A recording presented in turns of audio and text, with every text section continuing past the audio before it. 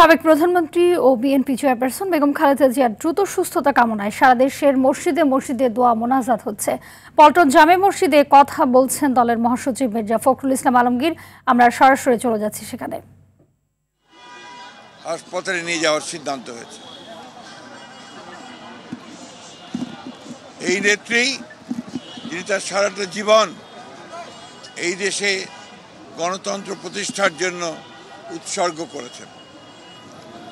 আপনারা সবাই জানেন যে বিগত হাসিনা ফ্যাসিস্ট সরকার তার প্রতি যে অন্যায় আচরণ করেছেন, নির্যাতন করেছেন, নিপীড়ন করেছেন, দীর্ঘ 6 বছর তাকে কারারুদ্ধ করে রাখা হয়েছে।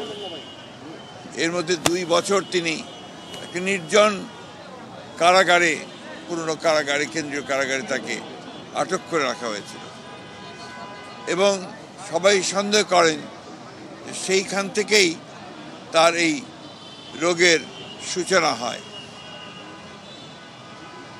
একটা অপরাধমূলক অবহেলা, চিকিৎসার অভাবের কারণে তিনি আরও অসুস্থ হয়ে পড়েন। এরপরে আপনারা জানেন যে গত 4 বছর কোভিডের সময় থেকে তিনি গুরুতর অসুস্থ হয়েছিলেন। আল্লাহর অশেষ রহমতে তিনি সুস্থ হয়েছিলেন। এই কয়েকদিন তিনি আবার অসুস্থ হয়েছেন।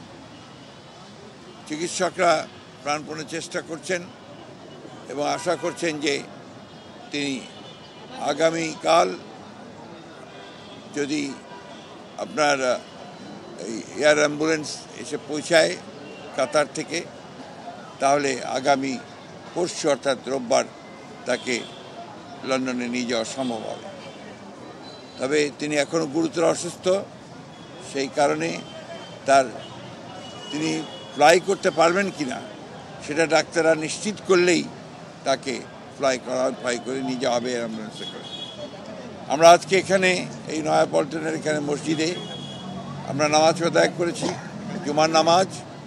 সারা দেশে আজকে জুমার নামাজের পরে বাংলাদেশের মানুষেরা দলমত নির্বিশেষে তারা আজকে এই মহান নেত্রীর জন্য, তার আরোগ্য লাভের জন্য, তিনি যে সুস্থ হয়ে আমাদের মাঝে ফিরে আসেন এবং দেশের যে সংকটময় মুহূর্তগুলোকে যেন তার অভিভাবকত্বে আমরা সবাই অতিক্রম করতে পারি, সেই দোয়া আজকে বাংলাদেশের মানুষ তার কাছে, আল্লাহ তাআলার কাছে চেয়েছেন। আমি আবারও পরম করুণাময় আল্লাহ তার কাছে দোয়া করছি, প্রার্থনা করছি যে আল্লাহ তাআলা যেন তাকে সুস্থ করে আবার আমাদের মাঝে ফিরিয়ে নিয়ে আসেন এবং আমাদেরকে সঠিক নেতৃত্ব দেন।